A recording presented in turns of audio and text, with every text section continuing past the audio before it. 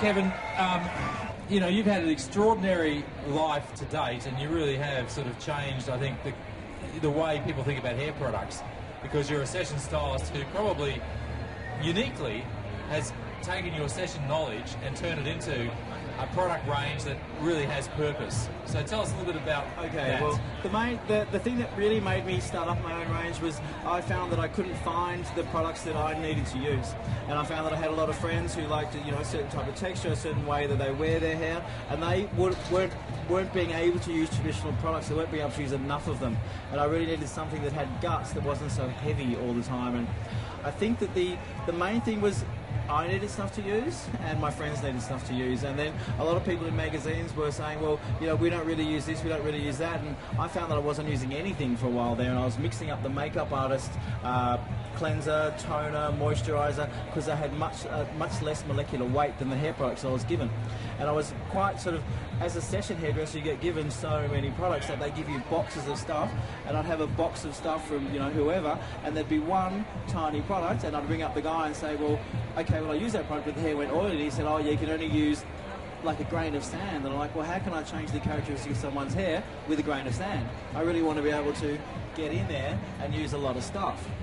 And so what you say makes eminent sense, and it's like a penny drop moment, you know. Why hasn't someone thought of it before? The old classic thing. Now, David, you're a session stylist, you now work with Kevin a lot, but you're also in a situation where you can probably relate to what hairdressers and salons are thinking. So why are they going to dig this if they're not even doing session work? This is just the new direction in hair, I think. I mean, not only has Kevin got great products, but he's really supporting the stylist behind the chair in the salon. So great products with a great ethic, great styling tips. We've got great education, and it really flows through, right through from runway, stage, salon, onto the street. You know, it's a complete system with Kevin Murphy, I think, with what he's developed. I also found the consumer was a bit savvier than the actual professional. Yeah, and the consumer was asking all the questions, and the professional is going, what did you do on the weekend? Yeah. And it's like, well, I don't want to hear what you did on the weekend. I want to know what's going on with my hair. Definitely. It's pretty basic, isn't it? Yeah. I think the clients are definitely reading the back of the bottle these days too. They're wanting great ingredients, which is also what they're getting with Kevin, because he's formulated an amazing product with great ingredients. All right, now enough about the serious stuff. We'll talk a little bit about some of the lighter parts of your life and your life. This is our life, Dave. This is your life, Kevin. No, it's not. Yes. This is what we call the roundup, where we get to know a bit more about you than you thought we would. Okay. So, first of all, think of me as your therapist and just say the first thing that comes into your head. Okay. So, here's one for you, Kevin. Cat or dog? Cat. Why? Because I like pussycats. I'm glad you left. David, if you were not a hairdresser, what would you be? A banker. But actually, I should have said that before the economic crisis. I would have been a banker before the economic crisis. Now I'm not so sure. Right. Kevin, in a movie of your life, who would play you?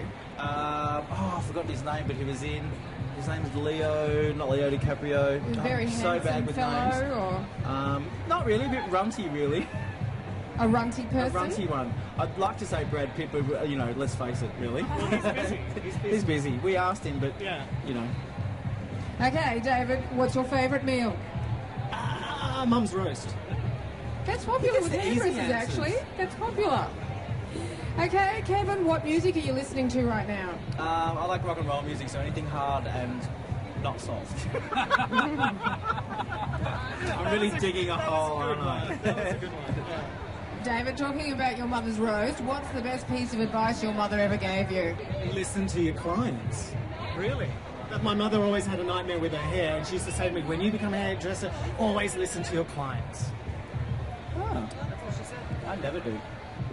Well, your mother obviously went to. Kevin, what's your guiltiest pleasure? Chocolate. Lots Look of at chocolate? Me. I love dark chocolate. Or light? Or dark, I like very dark chocolate. David? I'm just thinking, my mother also said don't speak to strangers. Or men with lollies. Men honey and lollies or something. But that didn't work out for you, No, did it it? didn't work out too well, did it? Come on. Anyway. David, what's your secret skill, which will no longer be a secret?